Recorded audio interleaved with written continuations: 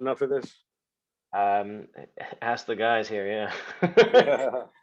We have our Hey first guys. in-person rehearsal next week, so we're excited. Oh, so what have you guys been doing normally? Well, we started in January. The last couple of rehearsals, we were petitioning the school board to allow us to actually rehearse.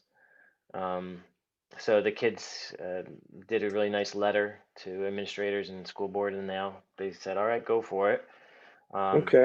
Prior to that, we were doing a little bit of the real book stuff Yeah. and learning some heads of tunes, and we did a little bit of jazz theory the one night, um, but nothing too heavy. How often do you guys meet during the week? Just once a week. That's it, Got it. unfortunately. So we Got it. missed Got a it. lot of the season so far. Well, it was interesting. We didn't do, how many are we sort of expect? All right, everybody's coming in a little bit at a time. Yeah, Yeah. Um, expecting about probably it's fun. 10. Interesting that we started off and I thought that we would be, everything would be online, the whole thing. So, we had the videos and I have guests come in just like this. I've done this like 12 times. Yeah, And it's fun because I'm reconnecting with old friends. Like had Wayne Bergeron in from the West Coast and a friend from England and a friend from Alaska. And they're all talking to the band and asking questions. So it's kind of a good reason to get together. This I know. I brought in, to talk to the students. It's great, but that's about the only thing that's great about it. But Yeah, after about 3 weeks, most of the band decided to come in, so we've been separated and spread out and masked, and we have to play for after 30 minutes. You have to rest for 20, right. which really tears the heart out of your rehearsal. I mean, as soon as you get going, you can't stop and explain, can't talk about tuning. Any talking just eats up the time. As soon as someone plays, the timer's on.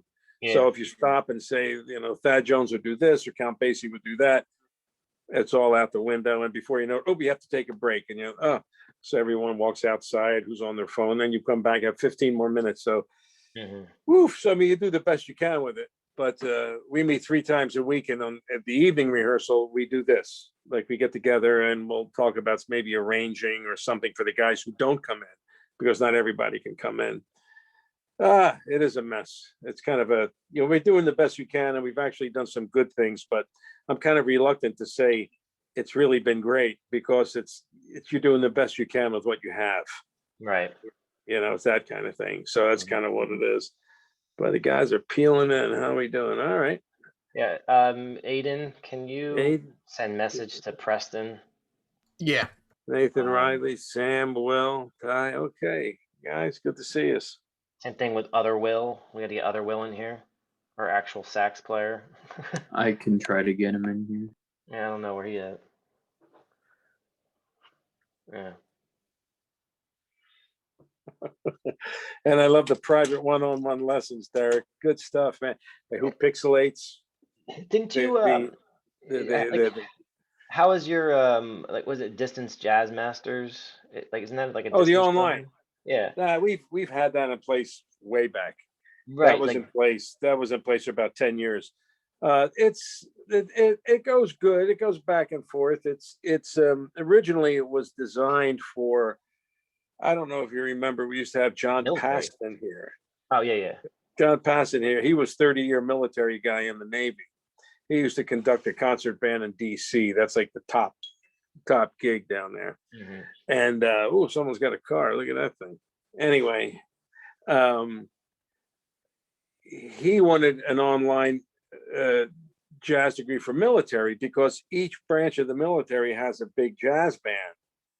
There's the ambassadors, the commodores, the airmen of note, depending on which branch of the service, and almost every base has a jazz band. So he knew from the military end that a lot of these guys would want to get a master's degree. So that's what the original intent was. We did it that way for military guys, and because he was a military guy, it would have never happened without him because he had the contact with the military. And then after a while, we opened it up to the public, and it was interesting because we've had people from Korea. We just graduated a guy from Kuwait Wow. because once you open it up, then it's anybody anywhere. So it's all been online, and it's a little different. There's some aspects of the small group part of it that's a little different, because you can't really, if you're in the military and you have to take a small group, your small group can be the guys you play with. But if you're in Weiser, Idaho, and you're the only person in town that plays jazz, then the small group has to be something different. Yeah. So, we've done that, but we've had that for a while. That hasn't been affected too much by this, even though all the numbers everywhere are down because of COVID. So everything, even though that it wouldn't really affect us so much, but I've had students that when they gave their recitals, their whole small group, the two guys had COVID, one guy had like a liver issue, so he had to give his recital with that, that app on the iPhone, that iBook. Yeah, the iReal thing. Yeah. iBook, yeah, he used that because there's a time limit on it, and if the guys in his band are sick, Right. you can't blame him. You got to do what you got to do. Yeah, right. So we learned a lot with the COVID thing, but that we still have that. That's up and running. We do it, and right now we get more and more people who are maybe teaching in school who want to get their masters, but you can't quit your job to get your masters. So this online thing works for them. So it kind of has turned into that for the most part. I would say the last few people have been like high school or college teachers looking to get their masters. All right, well, we can get started for tonight. I just wanted to, if you don't know, we have Denis DiBlasio with us, the Denis DiBlasio. He has a thick history in the jazz world. He's been a sax player all around the world. He's been doing a lot of education stuff with jazz improvisation. So he does clinics all over the place, and he played with Maynard Ferguson. A lot of you trumpet players love Maynard. So he's here with us for a little bit tonight, and he can share some stories. He can answer any questions that you guys have. But all I do is ask that. Oh, there you go. He's got the album. Conquistador. There it is.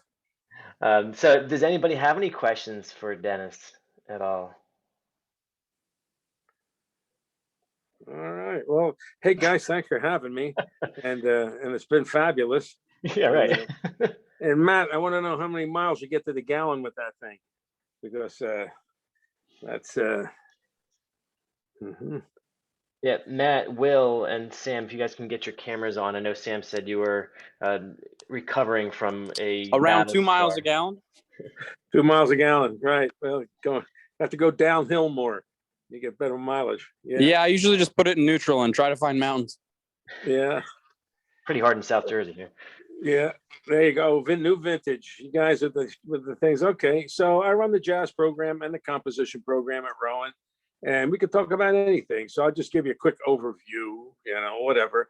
I did what you guys did, what you guys are doing.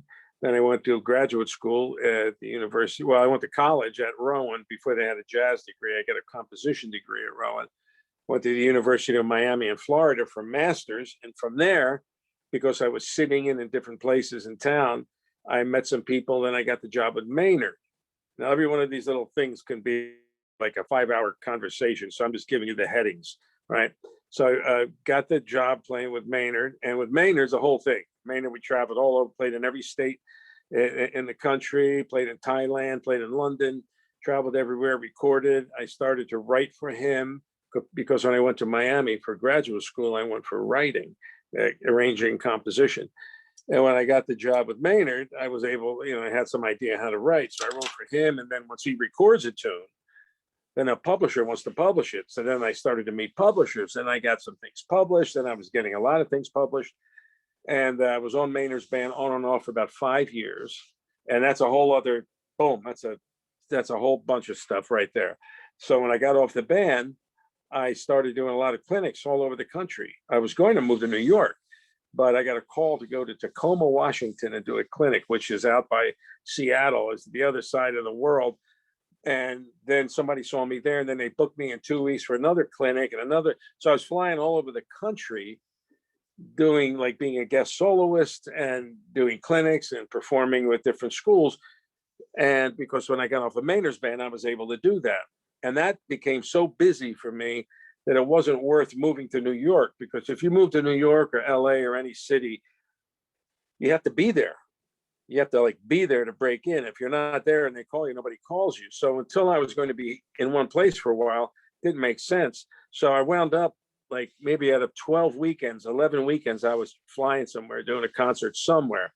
And that became a whole educational kind of thing, even though I was playing.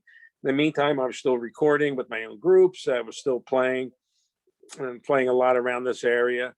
And then I started to teach at Temple School of the Arts. And then it was Glassboro part-time, all part-time, 3 different schools. And then a full-time position opened at Glassboro, which later became Rowan. I applied, I got it as head of the jazz program. And that's a whole story. Well, actually, working in a bunch of different schools is another whole story.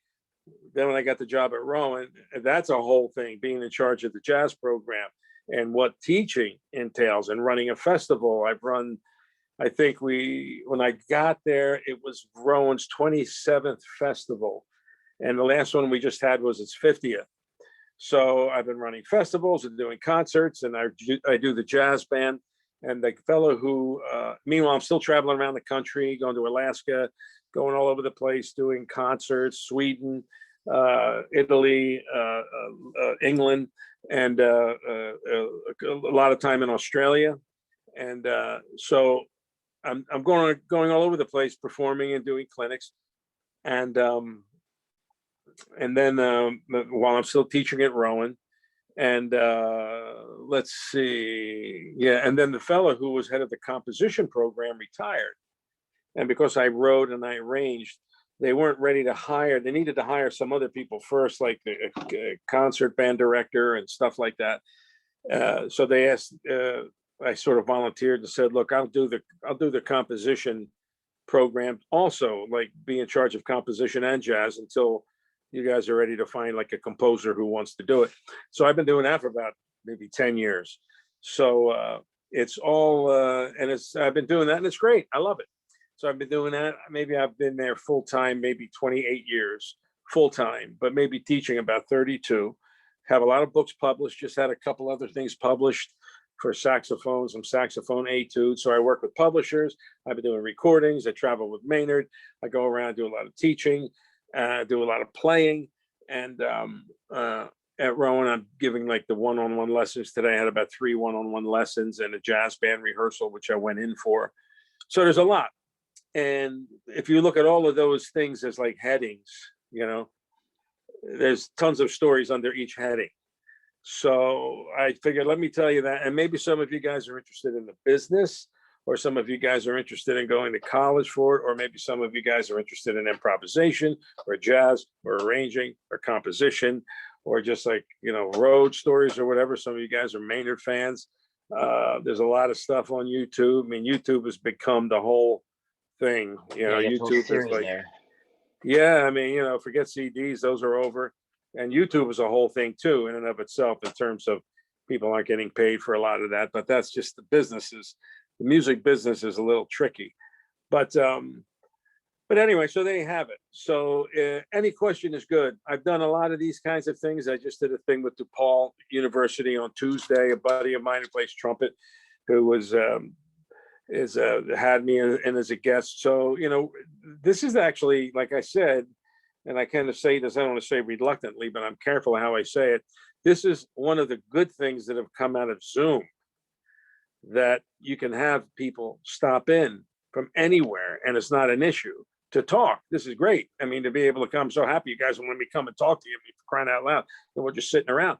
But I've had all kinds of people visit. Once I realized, hey, instead of flying somebody in and putting them up in a hotel and getting them back to the airport, I could just invite them.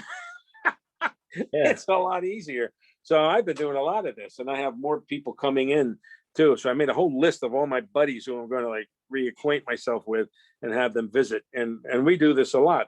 So this is good because we've gotten into conversations about the business, playing, life, how to get yourself started, and just you know, people talking about COVID. You guys, anybody know who Wayne Bergeron is? Right? So Wayne's a good friend of mine, and I had him come in and talk, and he talked a little bit about, he talked some about, like playing for the Incredibles and all the stuff he's playing, and he plays on the Family Guy episodes and things like that. He was telling us they're doing it like this. You play your part at home and you mail it in, and Walter Murphy puts it all together, and then you hear it on the thing. But Wayne Bergeron spent a half an hour talking about his cancer. He had throat cancer, and he was showing the guys the mask and how his whole philosophy of life has changed since he got this cancer, and he beat it, for now. And he's just so grateful to be alive. We're talking about all kinds of things. So it isn't just music; it's life. We get into some good conversations. So with that, anybody have a Yeah, Will, why don't you ask a question? who's up? Will Sure. Titan. Hey, Will. Mr. DiBlasio, thank you so much. What's your for being shirt here, say? first Let me of see all. your shirt. What's it say? It's New Jersey City University. It's the school I plan to attend in the fall. Jersey City. There you go. Yes, Who runs sir. the program up there? I used to know a lot of guys up there. Who runs it? Do you know? The jazz Gary band? Gary Dial and Gabe Oh. Allegria. Gary Dial. You're not going to go wrong there. No, you can't. You can't. Gary, great. So go ahead. What do you have, Will? I just wanted to know how old you were. I had heard originally that it was just when you were out of high school when you joined Maynard's band, but I wanted to know how old you were. Just got out of high school. I wanted to know how old you were. With that. Wow. I don't know who gave you that information. I know. Isn't that crazy? No, I was 27 when I got with Maynard. That sounds a lot more realistic. No, because I got out of high school. That was 72. Then I went to Glassboro. That was undergrad. Then after that, I went to Miami, which was graduate school. And after Miami, and there was like an added year in there because they didn't have this one major that I wanted completely put together yet. But no. And then when I was 27, I got the job with Maynard. No, right out of high school, that would have been 18 years old, 17 years. No. Interesting. Just one more for you. How did you get into scatting?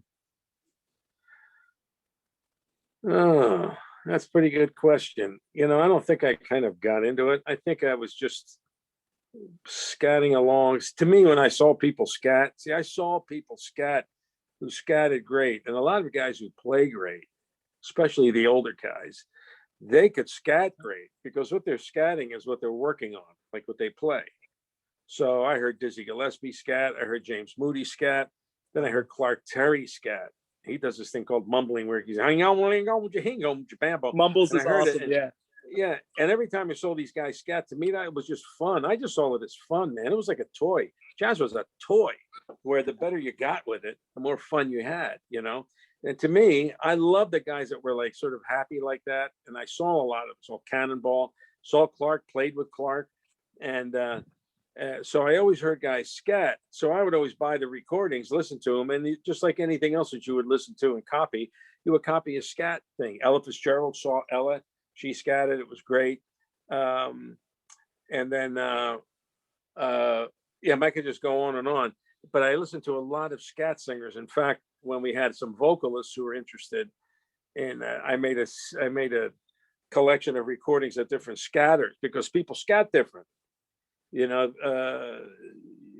This guy, John Hendricks scats and Ella Fitzgerald, they scat way up front, meaning like it's right up here. And then James Moody, he could scat and he could do all these great, like almost like a yodel, like he does stuff like that. Like, what the heck is that? And then I heard Clark Terry, and he did this thing called mumble. So he because Clark knew an older guy who nobody could understand when he grew up. There was this guy just couldn't. So when he would sing, nobody knew what the heck he was saying. He would like sing a tune like, I don't know, like Pennies from Heaven. Hang on, bones, Gambo's hand, how about the Gambo? And it was like, so it was that. So everybody is getting all these different sounds, and I loved all of it. So I would just listen to it and imitate. I was just imitating. And then when I went to college, my roommate was George Rabbi. George Rabbi, great trumpet player. We were like best friends. He's like my brother. And we would do a lot of gigs together. And we would sit in the front seat and we would scat from the minute, because he could scat too. He's a great scatter. And we would just scat together. We knew arrangements of like a Buddy Rich arrangement because we both listened to the same stuff. And we scat the whole thing. And we would just scat. And then we had like little routines together. So I just sort of morphed into it because I copied it. And that's how most guys learn it. None of it was scientific or None of it was like, oh, I'm going to resolve to the third. Now this is the C major. None of it. All instinct. But it's just you copy, you know. So from very early, I was probably doing it. I don't really know how I sounded. I didn't even record myself till years later. And then, but I liked some guys, Johnny Griffin, Nick Brignola guys, Sonny Rollins guys who could play fast. And there were some scat singers that could scat fast, man. So it was that like, it was like bang, ding, ding, ding, ding, ding, ding. And I like that too, because I like that kind of crazy energy, you know. Yeah. And then by the time I got with Maynard, one night we were soloing and I pulled it out and I did it. And Maynard was like, oh my God. Maynard, when he talked, if you ever see photos of Maynard, well, I don't know if you ever see photos of Maynard. If you ever hear Maynard kind of talk, sometimes it sounds like he inhaled helium, you know, like he has that, like, hey gang, how you doing? You know, he would do that. So when I scatter one night, he goes, oh my God, that was funny. We got to do that. And then once you did something like that with Maynard, you had to do it every night. Hey, do that scat. Yeah, go, do that scat thing. That's what he would do. I mean, if you could, yeah, if you juggle a bowling ball and a chainsaw and you could do it in time, he'll have you do it every night because it's just great, you know. So I kind of did it. I was already doing it, but I never really had to do it publicly, I didn't do it in front of a lot of people until I guess I was doing it for years. But it was always just a thing. It was just something to do when you were driving. I never like studied it or worked on it. It was always fun. So as a result, the fun of it just kind of stayed in place, which is kind of important because you guys that are playing music, man, this is the best thing you could ever do. It's great. And if you protect how great it is, meaning if you keep it positive and you keep having fun with it, but having fun with it doesn't mean you play like crap. Having fun with it means is you get serious and you'll work it. You don't have to beat you. If you make a mistake, just get up off the mat and do it again. You got to keep coming back. I mean, if you don't like being pushed out of your comfort zone, don't get into music because music will constantly, you know, oops, I messed up. Well, get up, do it again. Oops, after a while, you start to enjoy messing up. You don't try and mess up, but you just keep coming back, and you chisel your way forward. And it's interesting because not everybody can do that. A lot of people, once they fail once, they're done. They feel embarrassed. You can't. You know, when we're playing jazz, you just have to get used to that. And the rewards are great. The better you get, the more fun it is. And that's like a serious. It's funny. It's like the more serious it's not the more serious you take it, but the more serious you are in being better at it, the more fun it gets. And that's kind of what it was. And when I got with Maynard, that was his attitude. He was like a little kid. I mean, this guy could play. This guy, he deserved his own clef for crying out loud. You know, he could play way up there. But he was like a little kid, man. Really, this guy was like a kid. He was just like, oh, this is gonna be fun. Yeah. You know, he plays some triple note. You're like, what the hell? You know, and he's like, well, yeah, that was fun. You're like, whoa, yeah, I guess fun. Yeah, that's fun. So, but he always maintained that. So in a way, he was childlike with it, meaning he never it wasn't hated. And if he had a problem, if he had like a pimple on his lip or something, which if you're a trumpet player, you know what that does. I mean, you wake up and you have a pimple, you might as well go pump gas because your whole career is shot until this clears up. Well, he's had to deal with stuff like that. And it's, you know, it doesn't, he never got sad with it. It was like, well, we'll just get past this, you know, that kind of thing. That was an important lesson for me to see how somebody stayed positive all the time. Anyway, what did you even ask me? I forgot. Oh, scatting. Yeah, we were talking about scatting scatting a long time ago. But you answered my question. Thank you so much. I answered your question 25 minutes ago. I'll warn you. Okay. I'll keep talking. Dennis, talking if you guys want to ask questions.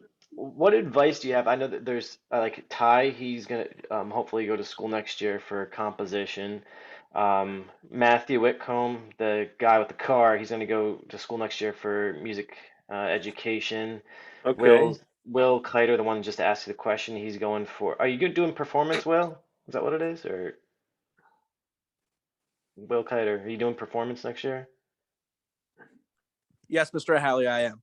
Okay, so yeah, performance there. And then most of these other guys in the band here hope to play in, say, their university jazz band or concert band. So they're going to continue on with it. So what, like, just like simple things, maybe not be simple, but what Yeah. quick like points do you have for them to do right now to prepare them for next year in a college setting for, say, either music education or music performance or just participating in a university ensemble? Sure. Well, there's a couple things. I mean, you're without getting like specific about Right. just your instrument, I mean, whatever your instrument is, and getting your musicianship together is really important. Sound scales, sight reading is big. If you can sight read, everybody's going to like you, because if you can sight read, I'm a director. I have to get in front of a band and get this band organized for a concert. If these guys can sight read, 2 rehearsals, I can have the tunes together. If they can't sight read, I need about a month and a half to get the music together. So sight reading is so important that it's, to a director, it shows that what we do when we get in front of the band is we hear how you play it. We'll play it, we'll hand out a chart and we'll listen to you play it. And we're thinking of a couple things. We're listening to it, we're seeing what's good, we're seeing what needs work. And there's another part of our head that's, Derek, you know what I'm talking about. You're going to hear the band play it, and you're already thinking how long it's going to take to make this work. Right? I mean, you just can't help it. You look at some charts and I'm thinking, I have 3 weeks. The piano player can't read this line. They won't, got to grab another chart. We're constantly doing stuff like that, but it's based off how people sight read. All right. And how well people have their musicianship together. So obviously anyone who, like me, or any director is looking for, they want somebody who can play well, good sound. You don't have to be like a lead person, but that's fine too. But we want to make sure you have musicianship chops. You can play, your sound is good, your technique is good, you can read. We can teach some of the different styles depending on how many styles you've been through, but the basic musicianship on your instrument is really, really important. Another aspect that's kind of in another area is you should think about, and it's kind of tricky. I mean, you may not even know what you want to do with your life, but if you want music, there's other areas, there's things in music. You could be a performer. You can go to school for performance. You can go to school for education. Yeah, you can go to school for composition. And what happens, you can go to school for singing, depending on whatever it is. So knowing what at least you want to go for when you get to college helps. I mean, that sounds pretty simple, but there are quite a few people that go to college. They're not sure what major to take. So when somebody applies at Rowan, you can pick vocal ed, instrumental performance, jazz performance, composition. So we have like about 9 different majors. You could pick music industry. We have these 9. And when someone picks one of those, then we know, boom, how to track them, because each major has a syllabi or has a plan, a curriculum. And once we know what you want, boom, then we know where to spend what you need to take. But there are a lot of students who they're kind of not sure what they want, but band was fun.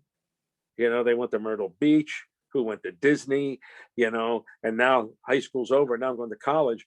We don't go to Myrtle Beach. We're not going to go see Tigger, So what happens is we need to know what you want. So, and a lot of times students will come and they'll pick a major, and then they realize they don't like it and they switch, and that's okay, that's fine. But some students come in and they'll say like, oh, I'm not sure. And like, well, I said, well, then we can't help you because we don't know what to tell you to do. If you know you want education, then go here. And then, you suss it out for a year or so and see if you like it, or if you want performance. Some students get into education and say, I don't want this. I want to be performed. Okay, switching is fine. But coming in, having some idea of what you want to do can really save you a lot of time, because school costs money. I mean, your parents are sitting at home, ching, ka-ching, and they're counting off the semesters.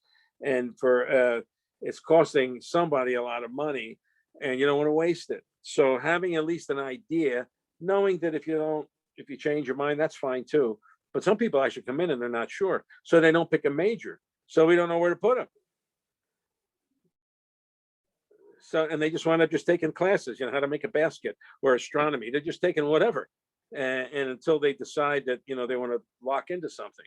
Right. So, and another thing in another area is if you think you know what you want to do, then one of the things you can do is go and visit the school. We have what's called shadow days, where you can come in. Well, not now with COVID, but when this thing lifts, we'll go back to doing it. We've been doing it for years, where you guys can come in. Let's say you're interested in being a performer. Well, if you come in on a Tuesday, you can see the jazz band rehearse, then you can see the wind ensemble rehearse, and you can see the concert band rehearse, then you can see the orchestra rehearse, and you're welcome to sometimes sit in with the groups and meet the people and meet the students, and meeting the teachers who will teach you is important. And another thing that you can do is, I mean, Derek, is this pretty much kind of what? Yeah, Yep. they already know they're going to school for music. They've been accepted Right. for it. Okay. So like, Okay. So if you're going to, well, the other thing I was going to say is yeah, meet the teacher you're going to have, because right, that's a whole big thing. right. You Like are me, with that person for years, so you man, need you're to. going to have an hour lesson every week for every semester. So you figure what, it's like 16 weeks a semester times 8. That's how many hours. You may even be in an ensemble with them too, that you're going to be with the person. So you want to make sure there's a good feel there, So, but Yeah, when I'm you're actually going- looking forward to it. Yeah. I really, really like my professor, and I'm looking forward to working with him. Yeah, well, that means a lot. So when you get in, or even if you get in, the 3 things that I've seen people do great with or not, the 3 things, and I've seen this on Maynard's band. I've seen this. I just saw it today. Just had an incident today where one of these things fell apart. There's, you can look at all these things, and through the years of seeing it all, the commonality I see is 3 things. 1, how you play your instrument, because that's your job. 2, how you get along. 2, how you get along with people. Your people skills. I mean, it sounds like something dumb, but it's, if you're the kind of, and then 3, are you accountable? Are you responsible? Do you show up? Are you on time? Do you have your music? Are you getting yelled at because you're late, or that kind of thing? Because in high school, you got to get yelled at, because that's Derek's job. In college, I may yell at you a little bit if you're late, but I don't have to. But when you get out, nobody yells at you. Nobody talks to you. Nobody calls you. That's the thing. When you're in high school, you're in high school. When you're in college, you have like 1 foot in high school and 1 foot in real life. Still not real life yet. You're still in college. But when you get out of college, you're all on your own. It's all about your reputation. Yeah. So how you get along with people? Are you somebody who enables? Are you somebody who helps the other guy? Are you pleasant? Do you work? Are you a complainer? You one of those people? Because that'll end your career quicker than anything. Can you play? I would like to say that I am not one of those people. Well, who's this? Matt, the same guy. Yeah. Okay. Well, did I say you were? Oh, I don't know. What are you causing trouble, man? Maybe, I don't know. All right. So then, and then the other thing is like showing up on time. I've seen people lose their job because they don't show up. I mean, you can't show up to a concert. Imagine an orchestra concert, the Philadelphia Orchestra concert. They're playing Rite of Spring, and the clarinet player comes in like 5 minutes late. Excuse me, Harry. Excuse me. Yeah, you don't see that. People like that, they just get fired. Musicians that are successful are insane about being on time. They're insane about it. If you're a drummer and the job starts at 8, you're there at 5 or 7, figuring out the steps, where you're going to set your stuff up at, where you're going to hide your drum cases, just so you can then relax for a second before the gig starts. Anybody who's successful is nuts about being on time. So those 3 things never have moved. They're always right there. In fact, some people would rather have a guy who is pleasant to be with and is always there and doesn't play as well. I've seen that happen, because this can be toxic. If you're somebody who's like always complaining and you're late, that can cause all kinds of dissension. That could really cause a lot of problems. So it's interesting. So, really out of the 3, only 1 is music. The other 2 are people skills that hopefully you learned by the time you were 7, but that's it, because everything keeps moving. Like the level of your playing is going to go up if you study and you practice hard, and getting along with people, you'll see it. All you have to do is look at people who are who really don't get along, and people who don't show up or don't let they're not going to show up. That just drives people nuts. Like Derek, if you guys are all supposed to meet for the bus to go on some trip, and you don't show up, it's not just, and you don't call them or let them know, it's not just He's just not like, oh, well, he's probably not here. He's thinking, did you get in an accident? Are you wrapped around a pole somewhere with your car because your car skidded off because it rained the day before? You're going to the emergency room. We think all kinds of things. You know what I mean? So having the courtesy to think about other people and make sure you're accountable and you're responsible like that's huge. I mean, is that kind of where? Exactly what I needed to hear. Like There you the go. other stuff of like, So preparing if you're yourself. the guy who's getting yelled at a lot, or if you're the guy who's being called out because you lost your music or this or that, that's just a wake up call. I mean, you could maybe, I'm sure none of you guys do it, but those other people who do it, those other ones, that's just a signal that, I can tell you right now, the guys in my band at school, who's going to make it, and who isn't going to make it. I just know, man, I've been doing it long enough. Nobody's going to want to deal with some of these people. I have a drummer who you can count on. You can count on him for any. If he says he'll be there, he'll be there. Great guy, right stuff, everything's there. So he applied. He's going to graduate school, North Texas State. And what happens is, we have to write a letter of recommendation. Well, the guy who runs the band out of North Texas State is a good friend of mine. And, people ask us to write letters of recommendation all the time. And when people write letters of recommendation, that's the stuff they're looking at. When somebody's going to go to school, we'll find out how you play by your audition, but we'll get kind of a read on what you're like from your letters of recommendation. And we know that you're going to ask somebody to write a letter for you who's probably going to write something good. But, we often can read the code. Those letters are pretty interesting sometimes. Like when someone says, I've taught Will for 4 years. He played in the band. He owns a trumpet. Well, that's code. Or you can count on Will. He'll set everything up. He'll take care of this. He'll take care of that. I've used Will to blah, blah, blah, blah, blah. Will mows my lawn. Will does this, all this and that and the other thing. And that says a lot too. So that kind of thing is huge. We're always talking about that because that's really where people are successful. Yeah, that's what happens in life. We're talking about life. That's not even music, but those are the things. Anybody else? Any have another question I could turn into a half-hour answer? Here, let's do this. Let's do a round robin real quick. I'm going to say something or two things. I want you to give me like one or two word answers. All right, we're going to go real fast. Yes, me? Dennis. Oh, geez. All right, hang on. All right. Hang on. I gotta get ready. On. Hang on. Okay. Make sure I get my electrolytes. All right, I'm ready. Go. All right, we're going to start easy. Pepsi or Coke? Neither. Okay. Sibelius or Finale? Finale. I I don't hate Sibelius. It's just that's the first thing I ever used. That was it. Barry or Alto? Barry. And I'm nuts because it's much easier to carry an alto. Who plays Barry? Flute or actually, yeah, our Barry sax player is not here tonight. He's at a funeral actually. Yeah. All right. So go ahead. Flute or clarinet? Flute. American Airlines or United? Doesn't matter really. I went out to see my daughter to California. We took Alaska because they make sure there's an empty seat in between everybody. United and American, they just plow you in. So we went up to Newark Airport just to fly out of Alaska just because of that. But usually it doesn't matter. I don't know. United. I don't care. New York or LA? New York. Say Asia or Europe? I know it's a very broad thing. Well, I don't know if you ask me if I like it or if I don't like it or what I like more. Europe. Europe, okay. Let's say I never had this before. Yeah, there you go. It's a first. It's first here. Yeah, hopefully that's sparking some ideas over from other people. There's a lot of sparkage. So now that we got some things out there, when you're arranging something, and this could be a short answer too, because of course you can do a whole seminar on the whole thing.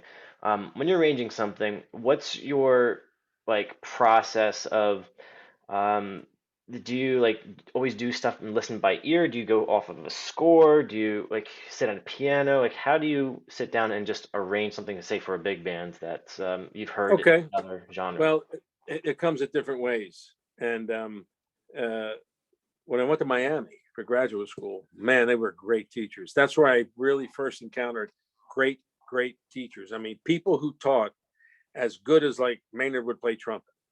What you know what that means? Because Is that they where had all Ed kinds went? of. Ed Vizino? What's that? Did Ed Vizino go down there too? No, Ed went to Syracuse. Oh, I thought. Yeah, Did- Ed was up there. Ed was in Syracuse. Oh, okay, I was A thinking. lot of guys went down there. Lyle Mays, Pat Metheny, you know, a bunch of us were down there. Okay. But anyway, it can happen a lot of different ways. I like the piano. Some people say I like to use the piano because it frees me up. Other people say I don't like to use the piano because it frees me up. So everybody's different. Stravinsky used the piano. Thad Jones liked the piano. A lot of guys would just, you know, so I like the piano. And charts can come from you different ways. Because I play a saxophone, I play a single line instrument. So for the longest time, all my ideas were single melodies, and then I had to figure out what to do. When I went to Miami, my teacher said, okay, you got rhythm, you got melody, you got harmony. This week you're gonna write 2 tunes in this order. Harmony first, melody, and then rhythm. Figure out your harmony first, then add your melody, and then add your rhythm. Go. And you're like, whoa. And because I'm a single line guy, harmony, I didn't know what the heck I was doing. So you have the piano right here. I'd be like, okay, I like that chord. I'll use that. I'll use that. I like that chord. So I had to think harmony first because that was the assignment. Next week he goes, this is now, you're going to write 2 tunes this week. You're going to think of the rhythm first, then you're going to come up with a melody, then you're going to put the harmony to it. And you're like, whoa, because I never thought of rhythm. I mean, drummers can play rhythms all day. I'm playing like bebop lines. So I had to think of like, you know, I'm thinking of a groove first, then I think of a melody that fits it. So the exercise of building a tune from different perspectives opened everything up, because now when I get an idea, it could come from anywhere because I'm used to being open to everything, where prior it was just a single line. You know what I mean? That makes sense. So if someone wants me to write something like if it doesn't matter and I could do whatever I want, then I kind of sniff around and see what I like. Do I feel like writing a funk tune or a swing tune? But when I was with Maynard, or when I was in University of Miami, you could write anything, because in college you can write chords, stuff that moves around like this. You know, you can write real thick tunes and have the guys play, and it sounds good, but no one's really going to buy it or anything. But you're in school and you're trying out things. Then when they get the gig with Maynard, if Maynard's going to play a chart, it's got to be a chart that he can play on. It's got to be something that he's good at. So I wrote 5 charts for Maynard. All of them were okay. I thought they were kind of good, but they were the kind of tunes I would write at the University of Miami. I was still writing for college. I didn't realize I'm on the road with this guy and I'm just writing what I want. I'm not even thinking about him. So one time I asked him, I said, boss, would you just call him boss? He said, boss, what do you need? What kind of chart do you need? He goes, you know, I'd like to sing something. Whoa. All right. Like what? He goes, like, let's see. And he said, as time goes by, you must remember this. It's a song, right? As time goes by. And I said, well, what key? And he said, F. I said, so all right. So I arranged it for him so he would sing it. And boom, he did it right away. Played it every night. And it's on this album, Storm. If you see Maynard Ferguson, just type in Maynard Ferguson as time goes by. That's my arrangement. And then I said, whoa. So I'm writing all these charts. I never thought to ask him what he wanted. It's his band. So then I asked him another thing. I said, well, what else would you like? Because if you tell me the style, then it gives me something to shoot at. He goes, you know, we could use a shuffle. You know, one of those things. Chew tobacco, chew tobacco, chew tobacco. You know, that's one of the things he would do. So I wrote up Sesame Street. I wrote up the arrangement of Sesame Street, which is also on the Storm album. Just type in Maynard Ferguson Sesame Street. It's up on YouTube like 25 times. And I mean, the chart's okay. I mean, the shuffle, everybody likes a shuffle. And I put a blues section in it because saxophone players and trumpet guys love to play blues on a shuffle. So I figured here's a great opportunity for anybody to solo. I didn't need to solo, even though I think I did solo on the recording. And then you write something for Maynard to play high. And we played that all the time. And there's a whole story to that tune. But there's so when I realized asking him what he needed or what he wanted made more of my charts playable as opposed to me just write what I wanted. When you're in college, you write what you want, which is fine, and that's how you learn. But now I'm working for a guy who's got to make a living by being on the road playing, and that's how he's paying his bills and putting his 3 daughters through college and paying for the bus and paying for the band. When you're out there and you got to make a living, you have to write with a purpose. And so once I started to ask him what he wanted, then almost everything I wrote hit. So that kind of helped with Maynard. And then when I got off and I met a lot of publishers, I would ask the publishers, what are you looking for? Or if a college asked me to write like they commissioned me to write a chart for their band, I would write something, they would play it. And then because the high school recorded it and they commissioned it, a publisher like Kendor Publishing or a publisher would then take it and put it out. So when people ask me, would you write me a chart? Did you know Bill Garton, Derek? There's this guy, Bill Garton, used to teach over at Overbrook High School. All right. So Overbrook High School, Bill Garton, this guy taught, he called me up because I want you to write me a piece where the saxophone section can walk down front and play their part. Like I'll play a little thing. And then they sit down and then the trombone section comes out, they play a little thing. And then the trumpets come out and they play a little thing because he was trying to get the best section award. Right. So I'm there, oh God. So he's giving me all this criteria. He says the bones are real strong. They can't read really well. The trumpets are good. They're loud. The bass player can't read music. And my drummer has a great pocket when he plays, great pocket, but he's in juvenile detention, but he'll be out in 2 weeks. So I'm like, whoa. So I made a list of all this. So I got a list that looks something like this, you know, I made of all the stuff he wrote. And I thought, wow. So there's my criteria. So I wrote up this tune. It's called Garton's Brigade. And sure enough, how do you write for a bass player who can't read? Well, you write one bass line that repeats the whole tune, like Chameleon. Bum, bum, bum, bum, bum, bum, bum, bum, bum, bum, bum, bum. That's it. You know the tune. Tune may go on for half an hour, but you know the tune. Because so I wrote a bass line. Bang, bang, bang, bang, bang. Bang, bang, bang, ba-da, bang, bang, bang. And once he knew it, he didn't even need the music. And I made all the figures line up with the bass line. And when the drummer got out of juvie and he finally sat on the drum set, he would just hit the bass line and everything lined up. And the chart worked. But that's what it is. So now, if somebody wants me to write something, I try to ask them what they want because it usually lines up. Because in the beginning, I don't care what it is. And then if I get an idea on my own, I'll just write it. But usually I like to write for somebody or a publisher if they want a big band chart. I wrote a bunch of etudes for Kendor. Right now I'm writing something for Wind Ensemble for my friend Joe Higgins over at Rowan. I like to write for Wind Ensemble once in a while. I've written a bunch of those things. And I know what he likes, and I know he's very into playing new pieces. A lot of people who conduct bands, they like to play a piece that nobody else has. You know, something that's unique to them. Some people like to see more improvisation. But when I talked to Joe, I said, look, I would like to write something. What are you into? And he gave me a whole list of things he's looking for. I would like improvisation. Narration is sometimes fun because he's looking to program something in a concert, make it interesting. It's always nice if you have like drums off stage and they're playing and it's like what they call antiphonal music where the guy set up to them. Whoa, okay. I mean, I would have never thought that. I would have written some cool little tune. He wouldn't have played it because he's looking for something else. So I quickly got in the habit of asking just because I was tired of my stuff not being played. And then when I write my own stuff, I'm usually thinking about who I'm going to play with. I play a lot with Brian Betts, our jazz guitar teacher, and I write tunes that work good as in a duo situation when we do a project. So, you know, it's something like that. I have something in mind who I'd like to write for. Does that help? Yeah, that's cool. Yeah. So Ty, did you get all that stuff too as a composition dude? You know, yeah, but for me, I like to noodle on the piano. But here's the thing. Oh, so Ty, you're interested in comp? Yes. Yeah. So sometimes when I start to write something, here's the thing about comp. You could do anything you want. And that's like total freedom is kind of nutty. It can freak people out. Like they asked Stravinsky at this interview, how do you start a piece? Because you write all these different styles. And he says, that's the hardest time for me because it could go anywhere. I could write something that's very tonal.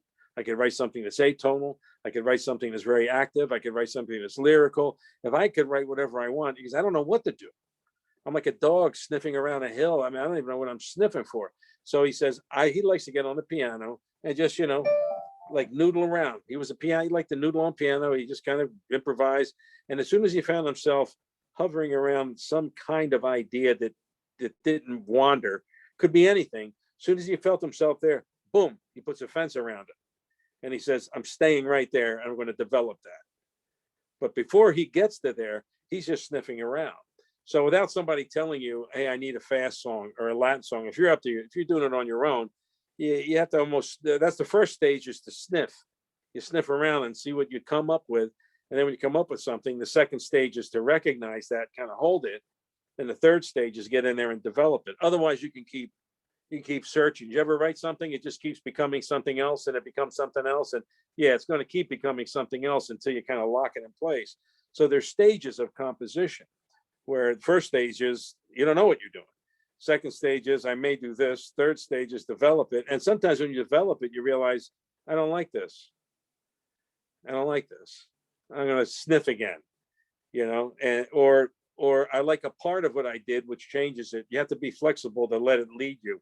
It's kind of, composition is like walking a dog. You walk it, then it walks you, then you walk it, then it walks you. And it's a lot of fun. It's interesting. But we talk a lot about it, Rowan, the process of how to compose. And a lot of people, because you'll hear a piece from beginning to end, or like left to right. And people think you thought of it that way. People thought you sat down and you wrote it the way you hear it. And rarely that happens. I mean, it can happen, but a lot of times it doesn't happen. I mean, there's stories of Beethoven, his Ninth Symphony, that at the end, he wrote that years before the symphony. So sometimes you're piecing together things. A lot of people write, I have notebooks with little ideas in it. And if I'm stuck, I'll just look at it. Oh, this will make a nice middle section. There's people who collect things. There's stories of composers. There was this composer, Elgar, who used to write little themes on pieces of paper, like 4-bar, 3-bar themes, hundreds of them. And he would tape, and he put tape all over his walls in this room he had, with like a swivel chair. And he would just sit there. There would be little snippets of themes on his fireplace and on the refrigerator. And he'd sit in the middle of the room and just look, and just kind of rotate and look until he found something that spoke to him, and then he would use it. I mean, everybody has, that's crazy, you would think, but it worked for him. So because I'm like you, I was always wondering, how do you start? How does somebody write a symphony? How do you sit down and write a symphony that goes for 4 hours? What the heck is that? What are you thinking? Where's that coming from? So there are a couple books I read about their process, and it's interesting. One guy would go out for a walk. One guy would go walk, and he would get his idea. Another guy would write ideas in the morning, go to lunch, and after lunch he would orchestrate, decide who got what. People did it. This one guy, Stravinsky, used to write rhythms on 3x5 cards, and then he would like put them in order, and then he would like move the cards around. And somebody said, "Is this how you write at Spring with the 3x5 cards? You just shifting things around? Is this how you did it?" And he's like, "Well, yeah, it works for me." So, you kind of figure out your way, but it's great. It's composition, man. Composition is like looking at music with an aerial view. You see everything that's going on. Where jazz or playing your horn, you're looking at your part. It's like being on the ground, being on the sidewalk. That has its own challenges. But when you do composition, you're looking at everything. I don't even remember what you asked me. Yeah, it was about arranging. That was perfect. Oh, All right, okay. Sam, looks like you have your hand up. What question you have for Denis? Yeah, I mean, I hope it's an easier question, but Rahalia sparked Easier? kind of a yeah. Where's Sam? Sam, I can't see you. Yeah, All right, Invisible Sam. All right. Do you have any place that kind of was your favorite spot to play in? And then if you don't really have a favorite, then is there any place that like you kind of have like a cool story to tell us? Oh, there's tons of cool stories. I mean, places are all different. Places can be, there's some beautiful places in Australia. I played Playboy Jazz Festival, the Hollywood Bowl, where everybody played out there. That was a fun gig. It's usually the people you're with. That's really what makes it, because the gig's the gig. Whether you're playing a big fancy place or you're playing a little thing, you're playing the same way. You really are. You're not, G minor's G minor in a big room or in somebody's basement. G minor's has a B flat in it, you know. But yeah, there's tons of great stories. I mean, man, the stories. Oof. Maybe you could Yeah, narrow it down, Sam. Like, focus give it me- in a little bit. I mean, there's All right. you pick a topic. I have an hour and a half of material on each. I don't know. What about your first kind of memorable gig? Like, is any cool moments from there? Or? Memorable gig. I'll tell you the first rehearsal with Maynard. Let me tell you that, because that was All something right. that, at least that's what's in my head right now. It's not my first memorable gig, but it was a gig that made an impression on me. So I get the gig with Maynard. I put together an audition tape. I get this gig. I'm in Miami, but I live up here. My parents are up here in Philly. So I was going to stay in Miami. If I didn't get the gig with Maynard, I was going to live in Miami because I was already working down there. And speaking a little Spanish and doing some Afro-Cuban gigs. So I was starting to get connected. So what happens is I get the chance to go with Maynard. So they're going to send me the book. So they send me a book, and it's, you know, and the songs in it, they send me recordings of it, and I'm listening to this book, and the book had about 120 songs in it. So I'm looking at it, and some of the stuff doesn't look hard, but I hear recordings of it, and some of the tempos are screaming. So all of a sudden, what looks like a bunch of eighth notes flying by. One time, well, that's a whole nother story. But anyway, so I'm looking at all these tunes, and it doesn't seem like it's that hard, because in Miami, I played some hard music, or real hard music. But there's some stuff there that looks tricky. So I'm looking at it, and I'm not sure what he's going to play. So I go out to do the first rehearsal in Minneapolis, and meet the guys. We sit down, and a couple new guys, but some of the guys know each other from before. So I'm the new guy. I sit down on my chair.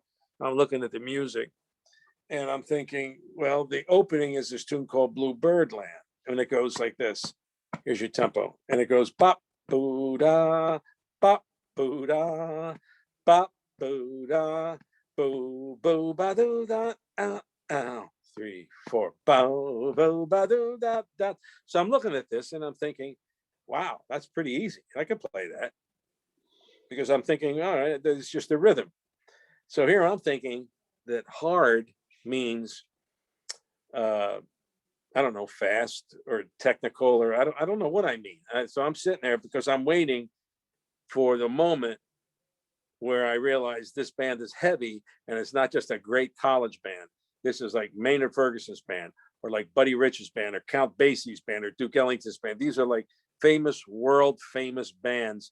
What makes this band like so great? Because I'm looking at this music, and it doesn't look like it's that hard.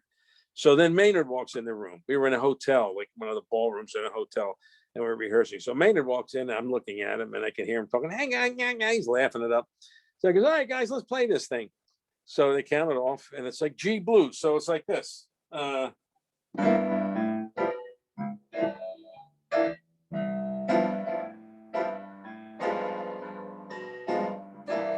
It's like that. So it's blues. It's G blues.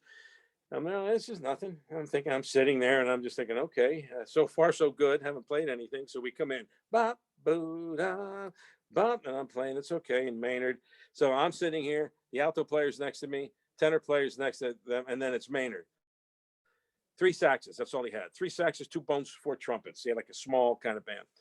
But so we're playing da da da da, right, and da da da da da da da da ba do, band, the chords, the band, and then Maynard goes, and I was like, what the hell was that? And I was like, what the heck was that? And Maynard hit an E, a trumpet, an E above the staff, because I remember I went, what? And I played, went by when I went, how did I try to find out what note it was? It was an E, his E, which is high, but it's not like unbelievably high, but it's high. And I was like, what? And because I never heard that sound. I never heard a trumpet make a sound like that in my life. And I was like, what? And then he played a couple more, and I was like, what? And then the whole thing, I was like, holy smokes. Then I realized that's what makes the band great. Not that the music's hard, that the commitment to the music is total. When this guy plays, he plays like, and it sounds strange, and I never experienced it until I heard him. He played like he was going to die the next day. He played like this was the last time he was going to play. In other words, there was nothing like ta ta ta, none of that. It was all like everything he had went into playing, and it was so obvious because he didn't even play any licks. He didn't even improvise. This guy plays an E, and it changed my life because I never heard that kind of sound. It was so fat, it was so wide, and it had like highs around it, like a sizzle, like bacon hitting a frying pan. It had a real thick core in the middle. It had a tendency that the note wanted to go up if you didn't contain it. It had that kind of feel to it, and it had a joy about it. And it was a whole note. I mean, how do you do that? A whole note has all that stuff, has all these chapters of sound. And when I heard that, I was like, whoa, this isn't about hard music. This is about committing totally to it. And with that energy that he had, we kind of caught it. And then you started to do it like him, then the band caught on fire. So a simple rhythm shot out like a gun, shot out like a Glock. It was like, holy cow, the band just, because he started it. The thing is, he could do it alone, but he had to get us going. Once we got going, we kind of met. And as we played more and more, you started to play like that. It was physical. I don't mean completely loud, because other people play committed like that, and they'll play a ballad. A piano player by the name of Bill Evans will play a ballad so deep and so committed. So a lot of times when you hear something, yeah, you can analyze it. Yeah, he's playing a C pentatonic over A minor. Yeah, that's what it is. That's not what it is. It's this commitment. It's this heart that goes into it that if you don't hear it, you kind of don't recognize it. But as soon as he hit that note, my life changed right there. Boom. He didn't even play a lick. I mean, it wasn't anything worth transcribing. It was an E. It was this. It was that note. But it didn't sound like that. So that's kind of, when you talk about what was an impression to me, what it was, I'm looking at all these notes thinking, well, where's the fast stuff? And then later on, we did do a couple fast things. We did this one tune that was so fast. Maynard used to he used to throw like a tissue in the air, and it would go like this. And when it hit the ground, boom, the drummer was like, ding, ding, ding, ding, ding, ding, ding, ding, ding, ding, ding, ding, ding, ding, ding, ding. And then he would count the tune off. So when we were rehearsing this, we had a new guy. I was already on for a year. Maynard goes, all right, let me think of this tune. Maynard goes like this. And this is 1, 2, 3, 4, 2, 2, 3, 4, ding, ding, ding, ding. So he's trying to feel 1. And the new guy didn't know what he was doing. And the new guy said, Maynard, is that 1? And Maynard looks at him, he goes, these are pages, fool. These are pages. About a little bit. So, when you talk about like really being like the first, that wasn't even a job, that was a rehearsal. But I was waiting for when I was going to graduate, because the book that he sent really meant nothing without that behind it. Really, a lot of guys have an E on trumpet. Everybody could play an E on trumpet, but I never heard that. And when we would play, the greatest trumpet players in the world would come out. He was friends with everybody. Classical guys would come out, Bud Herseth, Chicago Symphony, LA Symphony, New York Philharmonic, all those guys would come out. Maynard knew them all. Because they're trumpet players, they all dug each other, and they were all like, hey, how are you? Nobody was trying to cut anybody else. They all loved what each other did. And he loved all different players, everybody. Never heard him say a bad word about anybody, playing or not. But anyway, so that's one of the things I remember. And all I did was just sit and listen. I was like, holy smokes. I never heard a trumpet do that. And another guy in the band would pick up Maynard's trumpet and like didn't sound anywhere close to that. I saw Maynard pick up a Student's Bundy trumpet one time and ripped like a high G on it. And the kid looked at it like, oh my God. And Maynard gave it back to the kid. The kid's looking at it like, I didn't realize that. I didn't pay for that note. Yeah.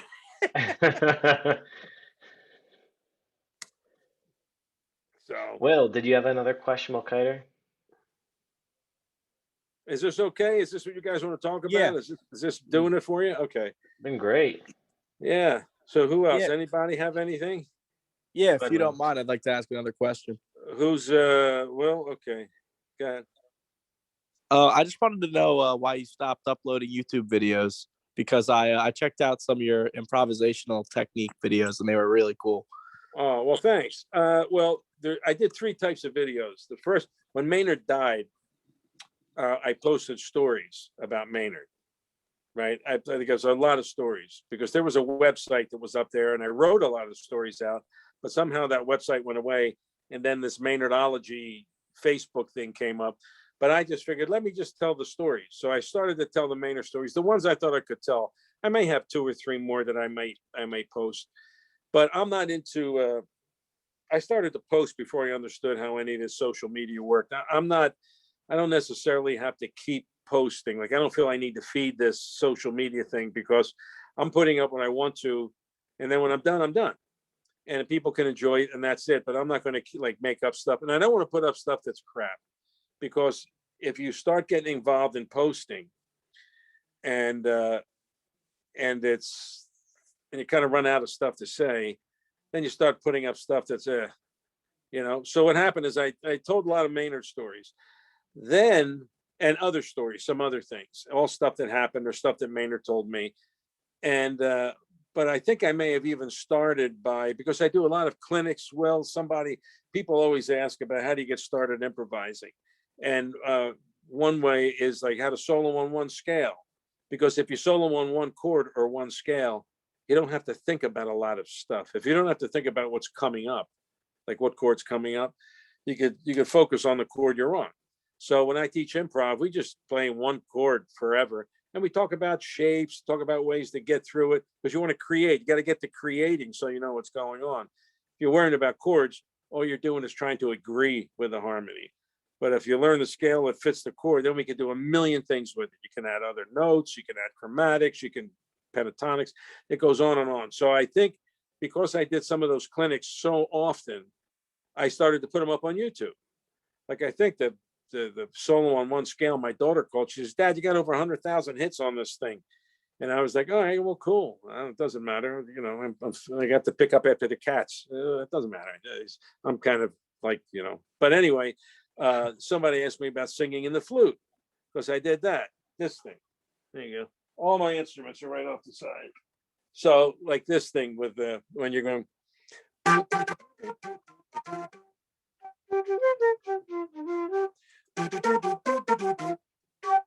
And then you could do this kind of thing.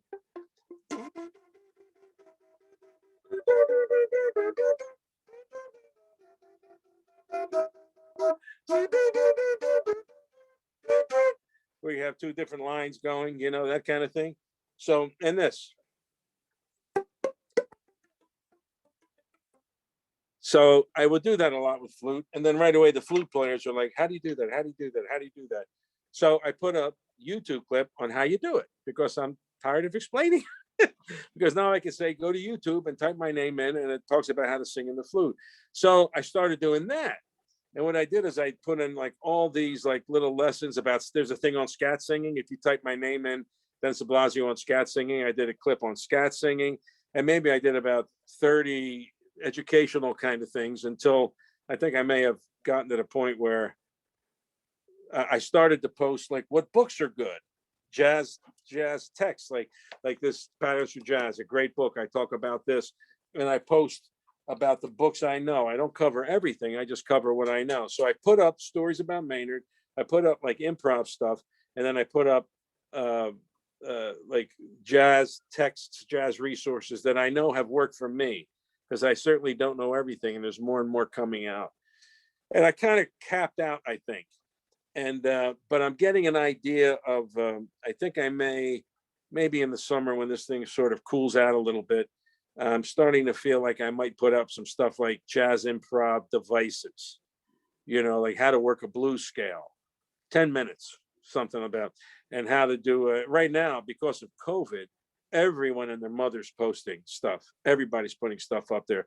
A lot of guys who were playing, now there's no place to play, so they're putting up like how to play in odd meters and this is the new lick of the week. So it's kind of a crowded market right now, but I don't care about that. I think what I'll do is at some point, The only thing that interests me right now is at some point, I think if I do it, I'll do like improvisational devices, like, and just kind of explain it, show it. This is how it works. This is what it sounds like. Now you try it. Bye, something like that. But I put stuff up if I feel I have something to put up. But I'm not. I'm glad you like it. I'm glad you like those things. It means a lot that you like it, and I hope it's useful for you.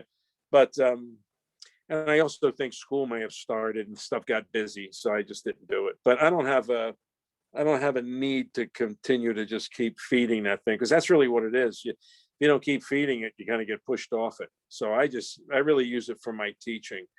But I don't know if a lot of you guys post, you know what that is. You don't post for a while. It's kind of an animal that'll eat up all your time if you're not careful. Yeah. Well, I have some friends that they put up some great things and now they're done. So now the stuff they're putting up is kind of lame, because they feel they got to keep putting it up. And it's like, well, all right. Well, Right, you got to keep the schedule. yeah. So Anybody else have a keep it question? coming, guys. Anything? Dennis, nothing from you? Riley, you don't like me anymore? Aiden, you're mad at me? What? What's going on?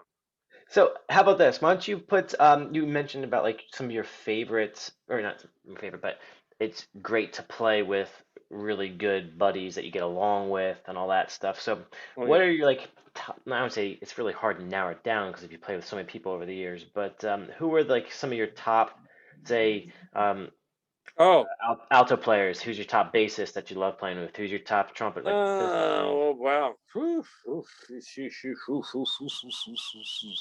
Well, the people are different. Like each person has something different. And playing with Maynard was great because at one point Maynard had a fusion band and he and I were the horns. So he and I and a rhythm section that High Voltage. If you look at that record called High Voltage, that was us, because he stopped doing the big band for a minute. So Maynard's fun to play with because he'll do anything. He'll cut the rhythm section out, and you guys, he and I would play a duo together as long as you keep the time going. If you have really good time, his time was great, like a drummer, and he just locked it up, and so he was fun. A lot of energy, and when you play with Maynard, it's energy, And then there's a great piano player by the name of Jim Riddle, who I like, who lives close to New York, and we recorded a lot of recordings with him. But he's got a certain kind of, the reason I like him is he'll really feel where you're going and always support you. He won't overtake you. And sometimes if he feels the best thing to do is not play, he won't. And not everybody does that. He's very intuitive, one of my favorites. Probably my favorite piano player I ever played with was McCoy Tyner. We did a concert on, he was John Coltrane's piano player. We did a concert in New York, A.B. Fisher Hall. And that was just, this guy, he would comp on the piano in a way where you could play any note on any chord at any time and he would make it fit. I don't know what he was doing. And plus I grew up with that sound. So when I heard him live, I almost couldn't play. I looked at him and I was only used to hearing that sound through speakers. When I was when I touched the piano, like the far side of the piano when he was playing, because I said, I got to touch a piano when he's playing because I got to touch it. We were rehearsing and I touched it while he was playing. He doesn't know. He's like 12 feet away. It was a big grand. But that was like a whole thing. But great bass player, Eddie Gomez, Rufus Reed, played with both of them. They're great players. Gary Simonian, great Barry player. Oh my God, I don't even know where to start. Wayne Bergeron played with Wayne. Alto player Nelson Hill's a great player. Played with Phil Woods, great he's player. out of the Easton area, wasn't he? Who? Which one? They both are. Nelson and Phil. I'm from Easton, Pennsylvania. Oh, okay. So you're up by Larry Holmes' his bus company. No, they're Strasbourg. Yeah. Okay. Yeah. Because my good friend in high school, he went and took lessons with Nelson all the time. Yeah. Oh, Nelson was great. Nelson was the alto player when I got out there, and Nelson was great. Big, strong sound. He studied with Phil. I played a couple of things with Phil. Eric Marienthal, played some stuff with him. Bruce Johnstone's great player. Nick Brignola's a great Barry player. I played with him. He passed away. I'm trying. Trombone player John Fedshock, Mike Davis, great players. We played with Al Gray. We played with Billy Eckstein. Oh man, there's just so many. That's a good question. I really have to sit down and had to put my feet up on for that one. But because I played some small groups with like James Moody, Slide Hampton, and Clark Terry. I mean, these are guys that are like the legends, you know, and they were great to me. They treated me great, and they were supportive. They weren't trying to vibe me. There wasn't any crap going on, you know. They were just good people, and they saw that I loved the music. And that's the thing. When these guys who are the guys who design music, Dizzy Gillespie, we met, I didn't play with him, but we hung out. When they see you're younger and you love this music, they'll take you under their wing because they love this music so much. They like you because you love it. And that was important, you know. Anyway.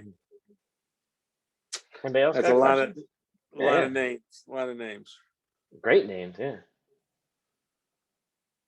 Come on, Riley, you got nothing? Riley's our lead alto player. Oh, Riley, you got nothing. Trying to Riley. think of one, man. Yeah. Who do you like? I'm a big fan of Eric Marienthal. I got a lot Eric. of videos of him saved on like my YouTube playlists and stuff. Yeah. Mm-hmm. Eric's good. He's out there in LA. He played with Chick before Chick passed. That was he was in Chick's band. Yeah, Eric's great. Eric and Wayne kind of went to school together, Wayne Bergeron. And when you're go to school out in LA, one of the gigs you have is you play Disneyland in the summer or whatever, you know, and they were out there. But he's Eric's a great player. We did a jam session together. And in fact, holy cow, no, I don't have it. We did a jam session together one time, and the Van Doren people were there. These Van Doren mouthpiece guys. If you guys don't know, Van Doren makes mouthpieces for saxes. And Eric and I both played Van Doren reeds. And I was playing this one Van Doren mouthpiece, and I liked it. It was good. And but the Van Doren people wanted Eric to play a Van Doren mouthpiece. So Eric's playing on this. I don't know what he's playing on now, but he was playing on this silver metal mouthpiece that he played on in high school. So Eric's one of these guys that's playing on the same mouthpiece like his whole life. So Van Doren's giving him all these mouthpieces. Eric, try this, try this, try this. And Eric comes up to me. He's got like 7 mouthpieces, and he goes, you know, I don't want to disappoint these Van Doren guys because they're giving me reeds, but I don't want to play their mouthpieces. And we're going to tell him. He says, well, just pop it on and play it. Just say it's not for you and all that. So he puts it on. Of course, he sounds great on anything, but you're comfortable with what you know. So, you know, all night he's switching. He goes, these guys are driving me nuts. These guys are driving me nuts. And he's playing it. And he sounds okay. He sounds great. And then he puts his mouthpiece on and it sounds great. And he goes, well, thanks. Give the mouthpieces back. The guy says, you don't like him? We'll sit. So after all, the whole night, Eric plays these 7 mouthpieces. He gives them back to the guy. And the guy says, oh, you don't like these? Okay. I have your address. I'll send you 7 more different ones.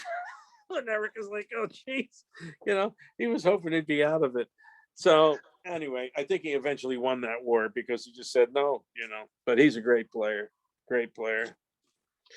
Has a whole nother octave on top of the horn. Yeah. So you guys are going to come back and you're going to start rehearsal, huh?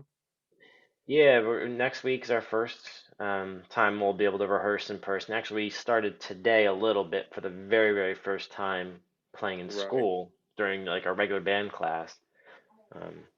So we're excited to get things back going on. It'll be good. It will be good. You know, I thought we usually have our festival around Valentine's Day in February. Yeah. Right. So I sent out this email. I'm really happy that you responded and we did this, but I sent that email out to like, well, you see that list, like 350 band directors, right? And about maybe 20 bounce back because people move and I don't know who's who. But I must have gotten 40 responses saying, this is a great idea. I'll get back to you. I said, fine. So get back to me. And you know what? Five did it. You're one of the 5. You're one of the 5. Yeah. And I thought, I was waiting for like 40 because this is really easy to do. If you wanted to speak to our drummer, Dan Monahan, I could have gotten him. And like I said, no cost to you. I'll just pay him. And it's just good to have people come in and talk to your students. And there's a lot that you can talk about.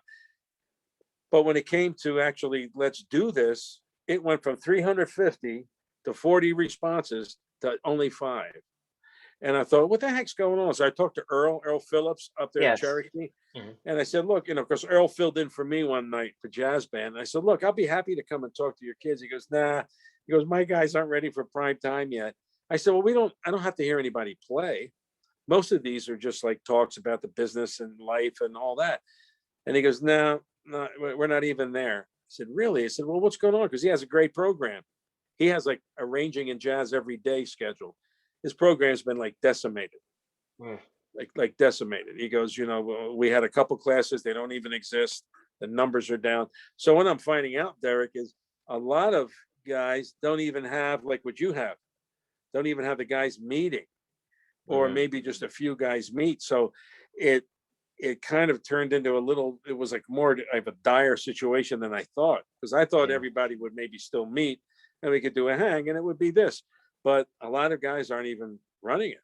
Well, it'll be interesting for next year. We usually have 2 bands that we take to your festival, and this year we only were allowed to start 1 band virtually, because Right. for the stipend for it. And then within this, there's all of the students that you see in front of you right now are all seniors. So then I Oh, don't have wow. a So you feeder got, program for next year. It's just gonna be all whatever. So yeah. we'll see what happens, I guess. So you guys are senior. It's a heck of a senior year. It's a heck of a senior year, Well, the way you want to say goodbye to your friends. But I feel said for last you. year, like right last year, we were getting in a nice groove back in March, and then COVID hit. Like these guys were doing a really nice job with. We were doing Channel One Suite, Ah, the original recording stuff, and yeah. Aiden was killing it on drums. He was really listening. He was doing good stuff. Ty was our lead trumpet player, going through stuff, and then Will Kiter, the one that's been asking some questions, he's been tearing it up on tenor sax solo. Oh, do you have that Don Menza solo? Yeah, he did that. Yep. I wish I could play that melodically. No, I could never. You like that? There's an interview. If you type in interview, Will, especially you would like this. The interview with Don Menza and Sam Noto, Noto. Okay. Because Don Menza is the guy who played that on the recording, that crazy cadenza. Yeah. And Sam Noto's a lead trumpet player. And both of those guys are being interviewed by somebody. And what's interesting is Don Menza talked about how that cadenza became that. Because originally, that cadenza was just like, play for a couple seconds. And then Buddy Rich on the drum set would cue the band to go in. He said, well, one time Don Menza got up and he started, Buddy was like fixing something on his drums. And Don Menza had to make it go a little longer. So he started playing some fancy stuff. And, Buddy, when he was fixed, he kind of, well, let's let Don finish it. So what happened is the thing went from about 15-second cadenza to about maybe 30 seconds because Buddy had to fix his drums and Don had to stretch it. And then Buddy came in and would cue it. So then what happened is Buddy let him have the 30 seconds. After that, Buddy said, yeah, take more time. So Buddy took 30. He gave him 30 seconds for a while. And then one time Buddy said, just keep going. And like Don started to like make up stuff. And Buddy was like, keep going. So then Don like did a whole thing. And then he kind of worked it out. He kind of got out of it right. And then Buddy cued the band because you have to hit that high note. Remember, you hit the high note, and then the band goes bow, bow, bow, boom, boom, boom, boom, boom, boom, boom, boom, boom, boom, right? You got that thing. So I was sweating every time. Yeah. Yeah. Oh, yeah. Oh, everybody. So what happened is Buddy said, hey, Don, do a big thing. And Don was like, oh, Buddy, geez, really? Okay. So he kind of figured out an arc to it. And in this interview with Don Menza and Sammy Noto, Menza talks about how he developed, how that cadenza in Channel One Suite developed, because by the time they recorded it, it was like a big thing. So he got real active, then he goes high, then he gets that little something, and then he builds and builds, and he high enough. So he kind of made a shape. It wasn't like lick for lick, but he had like a shape to it, and then that's what it became. So then when Don Menza left, my friend Pat LaBarbera had to move in and play tenor. And he said, every night people wanted to hear that Menza thing. So he goes, the first thing I would do is I'd play a whole note with a fermata. Because Buddy didn't care what he did, but he wasn't going to imitate Menza because that's a crazy cadenza. When that came out, we all lost our minds. We were like, oh my God, listen to Menza, you know? Yeah, it was so much great Yeah. stuff. But there's a history to it. So look that up when we get off. Interview with Definitely will. Sam Noto and Don Menza, and he'll talk about it. It goes for a little while, but Menza's a good guy. He's a good guy. Thank you Yeah, so listen to much that. for that. Appreciate it. Yeah. Anybody Are we else? good, guys? Yeah, anybody else want to So- say anything, or So you guys are hanging till 9? we could end that early, doesn't matter to me. We should take a picture before we get off the call. Oh, with a Dennis. group picture. Yes, we gotta take a group picture. Then fix your hair. Yeah. Fix your hair. Oh God, Matthew's in the car. Are you driving, Matthew? No. I was actually sitting with Blaine and Patrick, and we were listening. Okay. Hey, this is good. Take a picture. I didn't think about this. Damn. I had about 12 guys. I never took a photo. Hey, it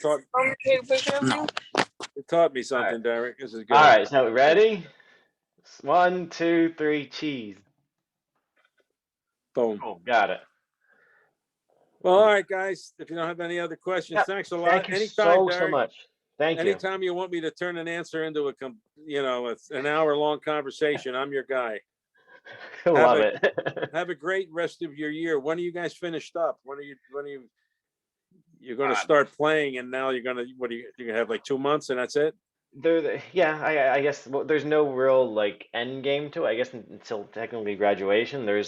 We have our musical later on at the end of May, but who says we have to stop during that? We can keep going. I don't care. Yeah. Well, that's a Yeah. good thing about this. I kept my jazz band going over the summer. I That's said, I'm just great. I'll hand it out every Wednesday night, our normal rehearsal time. Just join in if you want, just to stay in touch.